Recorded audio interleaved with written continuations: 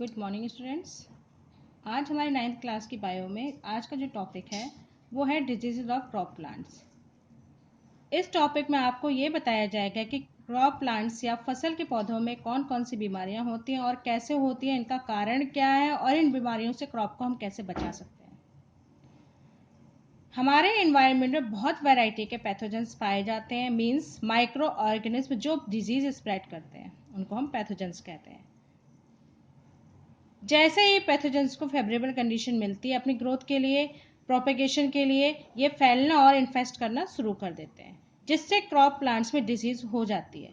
इसकी मोड के अनुसार क्रॉप डिजीज को 4 भागों में बांट सकते हैं। पहला है हमारा सीड बॉर्न डिजीज। जैसे कि आपको पता है सीड में होने वाली बीमारियां, ये डिजीज सीड्स में स्प्रेड होती हैं। एग्जाम्पल है इनका एर्गॉट ऑफ बाजरा या ergot of pulse millet, rice की लीफ में स्पॉट होना, व्हीट के स्मट का लूज होना, गन्ने में लाल चकत्ते पड़ना, ये सारे फंजाई के कारण होते हैं। दूसरा है हमारा soil borne disease.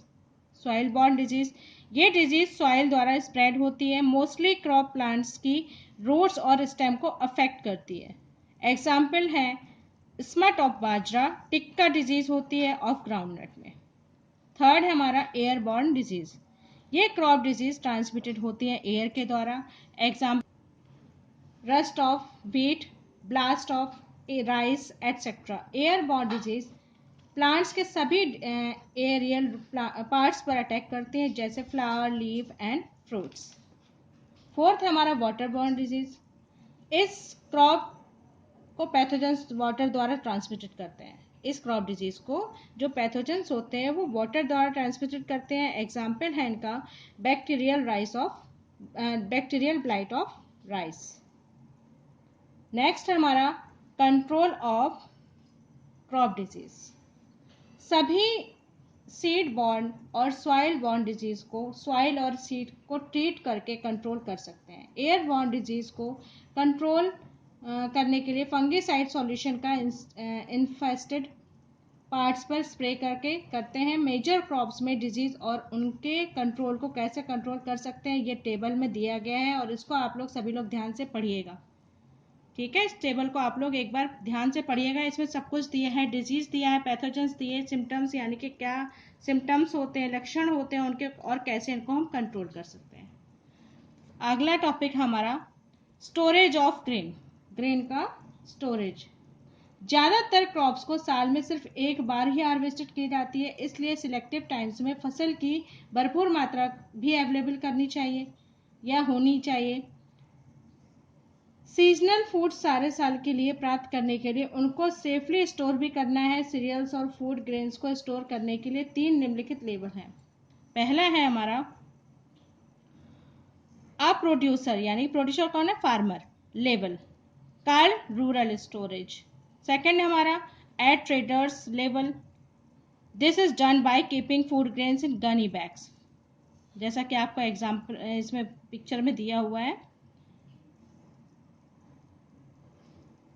FCI third है हमारा एट FCI यानी food corporation of India level, this is done bye storage grain in silos. During storage, grains and seed are subjected to spoilage and waste by the various means. This loss has been estimated to be 9.3% actually. During storage, damage of grain can take place by following two main types of factor. इनके दो तरीके के factor है, पहले एक है biotic और दूसरा है अबायोटिक। बायोटिक फैक्टर जैसे insect, rodents, birds, mites and bacteria, ये इसके फैक्टर्स। और दूसरा है हमारा abiotic factors such as moisture content and temperature.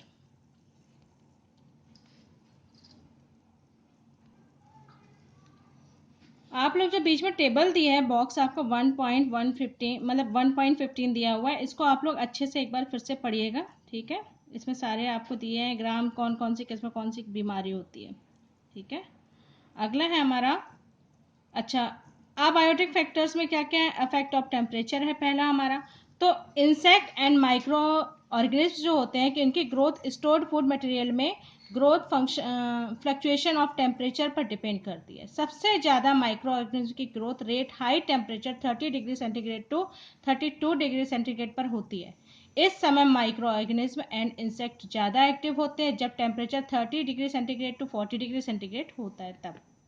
Effect of moisture, जो भी हमारा स्टोरेज फूड होता है अगर उसमें मॉइस्चर हो जाएगा तो उसमें माइक्रो ऑर्गेनिज्म और इंसेक्ट उतने ही जल्दी ग्रो करेंगे, और जितना ज़्यादा मॉइस्चर होगा उतने ही ज़्यादा उसमें इंसेक्ट और माइक्रो ऑर्गेनिज्म ग्रो करेंगे और फूड उतने जल्दी डिके होना शुरू हो जाएगा। जब इंसेक्ट रेस्पायर करते हैं तो लॉट ऑफ हीट रिलीज करते हैं, इसलिए स्टोर्ड फूड का टेम्परेचर भी इंक्रीज हो जाता है। आप लोगों ने देखा होगा जब कभी मम्मी गेहूं वगैरह निकालती हैं तो उसमें हाथ डाल के देखना, उसमें वो गर्म होते हैं, हल्का सा हीट होते हैं, बाहर कितना भी ठंडा हो। अगला है हमारा effect of humidity. The moisture content present in air is known as humidity, जो कि मोल्ड्स की ग्रोथ को बढ़ाता है स्टोर्ड फूड मटेरियल में। बायोटिक और अबायोटिक फैक्टर्स के कारण infestation of insect, degradation in quality, loss in weight, poor germinability, discoloration of produce, poor marketability and economic loss इसलिए होते हैं। इसलिए स्टोर्ड ग्रेन्स को सभी तरह के लॉसेस और डैमेज से प्रोटेक्ट करना चाहिए।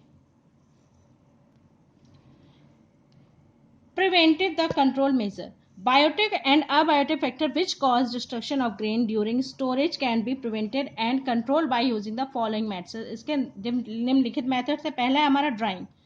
ड्राइंग मतलब जब फसल सूख जाती है अच्छी तरीके से सूख जानी चाहिए तब उसकी कटाई करनी चाहिए। इसके बाद उसको धूप में सुखाना चाहिए। जब उनके ग्रेन्स हम सीड्स जब निकाल लेते हैं उनके, तो सीड्स को भी हमें अच्छी तरीके से सुखा करके तभी इनको स्टोर करना चाहिए। दूसरा है हमारा cleaning. The grain and other agriculture produce should be properly cleaned before their storage. They should be filled new gunny bags before keeping in godown, warehouse or stores. Third है हमारा safe and proper storage.